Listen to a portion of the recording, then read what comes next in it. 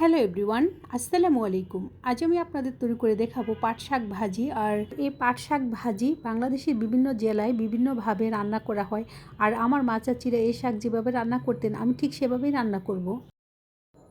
তো পাট শাক রান্না করার জন্য এখানে আমি কিছু পাটের গাছ নিয়েছি। আর এখন আমি হাত দিয়ে ছিঁড়ে গাছ থেকে পাট শাকগুলো আলাদা করে নিব।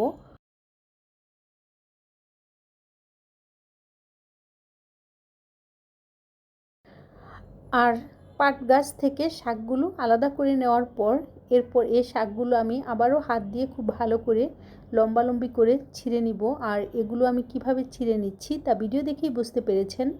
আর আমি যে পাট শাকগুলো নিয়েছি সেগুলো তুলনামূলকভাবে অনেক কচি, আর সে কারণে এগুলো এভাবে না ছিঁড়েও নেওয়া যাবে, তবে আমি ছিঁড়ে নিয়েছি। তো আপনাদের ইচ্ছে হলে কচি শাকগুলো না ছিঁড়েও রান্না করতে পারেন।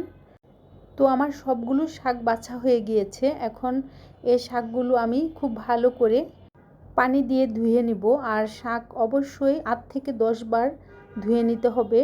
আর এই শাকগুলো বাছার সময় এটার মধ্যে আমি কিছু লাল শাক পেয়েছি, তো লাল শাকগুলো ফেলে দেইনি, নিয়ে নিয়েছি। আর শাক ধুয়ে অবশ্যই পানি ঝরিয়ে নিতে হবে। তো আমার এই শাকগুলো ধুয়ে পানি ঝরিয়ে নিয়েছি। এখন চলে যাচ্ছি এগুলো রান্না করার জন্য। আর রান্না করার জন্য একটি কড়াইয়ের মধ্যে অল্প করে তেল দিয়ে তারপর এর মধ্যে একটি পেঁয়াজ কুচি দিয়ে দিচ্ছি। তারপর পেঁয়াজ তেলের মধ্যে কিছুক্ষণ ভেজে ধুয়ে রাখা শাকগুলো এর মধ্যে দিয়ে দিচ্ছি। এখন এই শাকের মধ্যে আরও দিয়ে দিচ্ছি অল্প করে লবণ। তারপর দিয়ে দিচ্ছি কাঁচামরিচ কুচি। তো কাঁচামরিচ আপনারা যে যেমন ঝাল খাবেন সে পরিমাপ অনুযায়ী দিবেন, তবে যে কোনো শাক একটু ঝাল ঝাল হলেই খেতে ভালো লাগে। আর শাক কড়াইয়ের মধ্যে দেওয়ার পরপরই একটি চটি দিয়ে খুব ভালো করে নেড়ে চেড়ে দিতে হবে।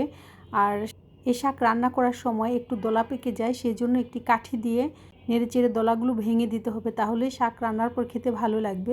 আর শাক সিদ্ধ করার সময় শাকের থেকে যে পানি বের হবে সে পানি দিয়ে এই শাক সিদ্ধ হয়ে যাবে। তো আমার এই শাকগুলো সিদ্ধ হয়ে গিয়েছে। এখন এগুলো অন্য একটি বাটির মধ্যে তুলে নিয়ে এ কড়াই খুব ভালো করে ধুয়ে তারপর আবার শাক বাগার দিব।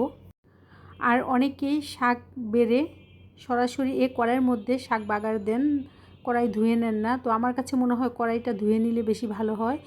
তো আমি শাক বাগার দেওয়ার জন্য কড়াইতে প্রায় 2 থেকে 3 টেবিল চামচ পরিমাণ তেল দিয়ে তারপর এর মধ্যে দিয়ে দিচ্ছি 4 কোষ রসুন কুচি, আরও দিয়ে দিচ্ছি 4টি লাল মরিচ, 2টি মরিচ আমি ভেঙে দিয়েছি, আর 2টি মরিচ আমি আস্ত দিয়েছি।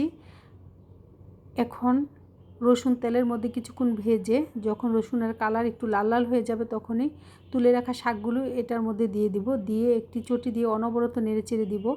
আর শাক থেকে যখন পানি একেবারে শুকিয়ে শাক একেবারে ঝরঝরে হয়ে যাবে তখনই এটা আমি চুলা থেকে নামিয়ে অন্য একটি বাটির মধ্যে নিয়ে নিব। তো আমার এই শাক ভাজি রান্না হয়ে গিয়েছে। আশা করছি আমার আজকের ভিডিওটি আপনাদের কাছে ভালো লেগেছে। ভিডিওটি ভালো লাগলে আমার চ্যানেলটি সাবস্ক্রাইব করে নেবেন। আর আপনাদের সকলের সুস্থতা কামনা করে আজকের মতো বিদায় নিচ্ছি। আল্লাহ হাফিজ। Thanks for watching.